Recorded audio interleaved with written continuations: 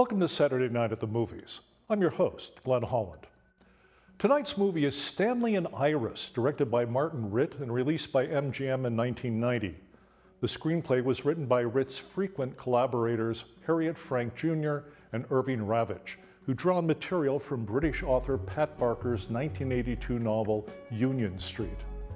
Stanley and Iris stars Jane Fonda and Robert De Niro, with support from Swooshie Kurtz, Martha Plimpton, Harley Cross, Jamie Sheridan, and Fyodor Chaliapin. Iris King is a recently bereaved widow who works in a rundown factory bakery in a part of a northeastern city where crime is an everyday reality. Iris lives in a two-story house she shares with her two children, 12-year-old Richard and 16-year-old Kelly, as well as her younger sister Sharon and Sharon's unemployed husband Joe. Iris nursed her husband through a long illness, and his death has left her with few resources, so the lack of money is a constant source of worry and tension, especially after Kelly reveals she's pregnant. When a thief snatches Iris's purse while she's riding the bus home from work, she runs after him and gets into a fight that leaves her battered. But Stanley Cox, a cook who works in the bakery's canteen, has followed Iris from the bus, finds her, and helps her home.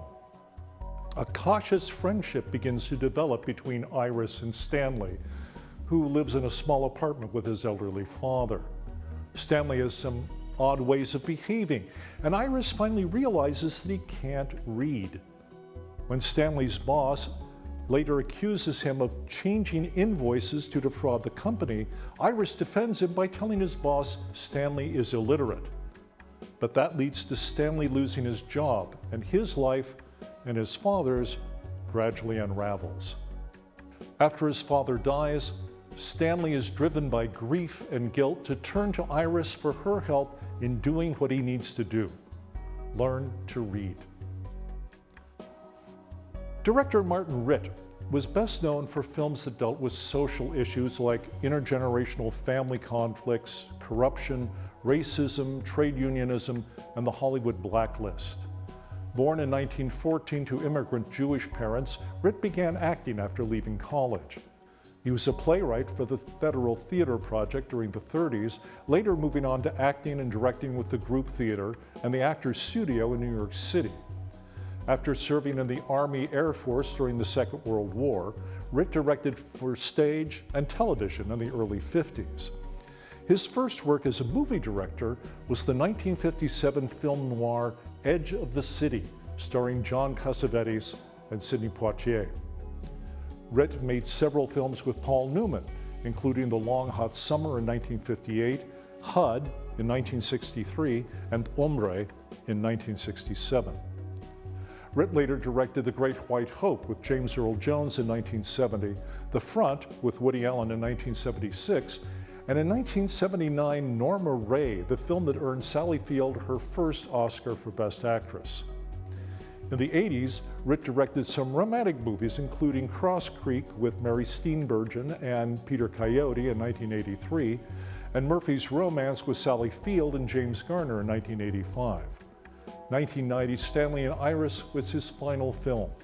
He died later that year. As in other movies Martin Ritt directed, in Stanley and Iris, a social issue is personalized and illuminated by focusing on the problems of an individual character. In this case, the character is Stanley Cox, and it is through his struggles that the audience becomes aware of some of the problems associated with adult illiteracy. At the time of the film's release, some 27 million Americans over the age of 17 were illiterate. The severity of the problem associated with illiteracy and the extent to which they limit a person's ability to participate fully in their society is to a large extent determined by the centrality of reading and writing in that society. In the West, the rise of industry during the 19th century, and with it the associated skills of record keeping and bookkeeping, increasingly made literacy, both reading and writing, a useful, if not essential, skill for success in life. In 2003, the National Assessment of Adult Literacy defined literacy as the ability to use printed and written information to function in society, to achieve one's goals, and to develop one's knowledge and potential. The assessment identified 3 types of literacy, including prose, documents like schedules and charts, and arithmetic operations. In the years since, many literacy experts have added digital literacy to the list of necessary skills for success in contemporary life.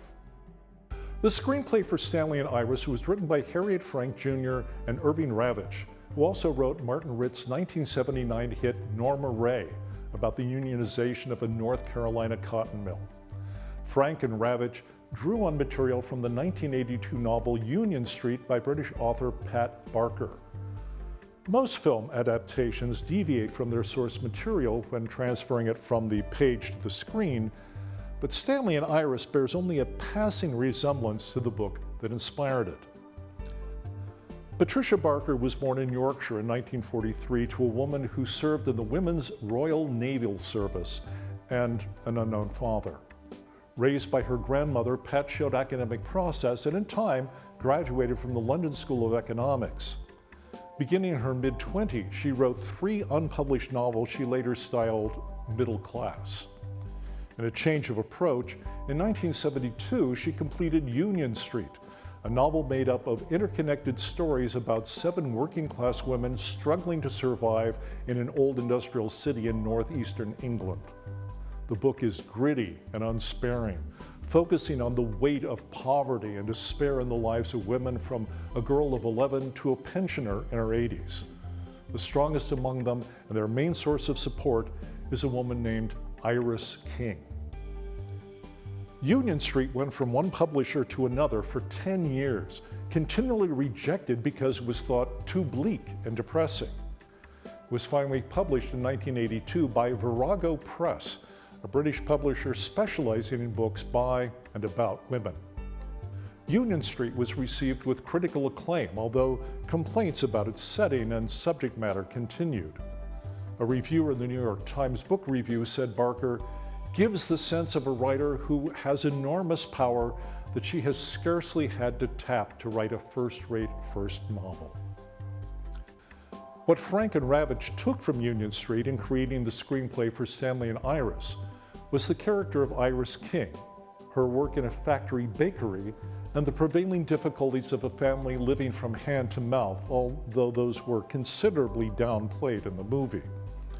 The screenplay moved the events from northeastern England to the northeastern United States and eliminated the harsh language and realism that made the novel, in the words of a reviewer writing in the New Statesman, a long overdue working class masterpiece.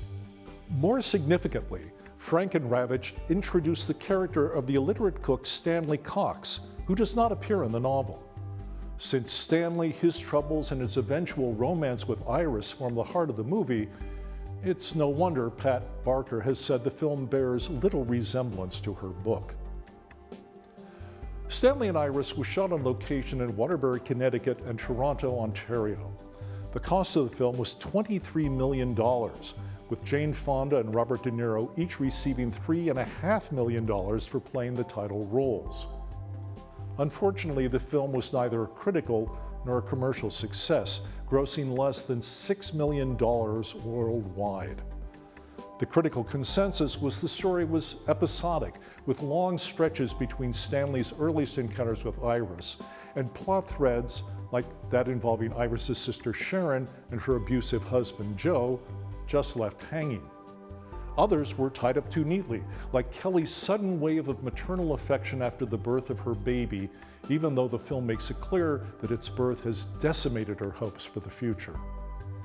Other critics, while admitting the actor's individual talents, bemoaned the lack of chemistry between De Niro's hangdog Stanley and Fonda's impressively tanned and fit Iris. One critic specifically panned the scene when Iris tries to teach Stanley to read the word bird. De Niro would never waste his time going, "Bah, bah, bah," he wrote.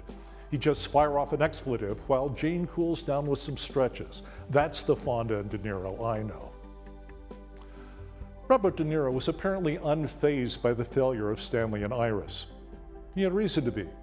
Later in 1990, he appeared in one of his best-known roles as James Jimmy Conway in Martin Scorsese's Goodfellas with Ray Liotta and Joe Pesci. Jane Fonda, on the other hand, announced her retirement from films in 1991. She did not appear in another movie until 15 years after Stanley and Iris, when she co-starred with Jennifer Lopez in the 2005 comedy hit Monster-in-Law. Please join us again next time for another Saturday Night at the Movies. I'm Glenn Holland. Good night.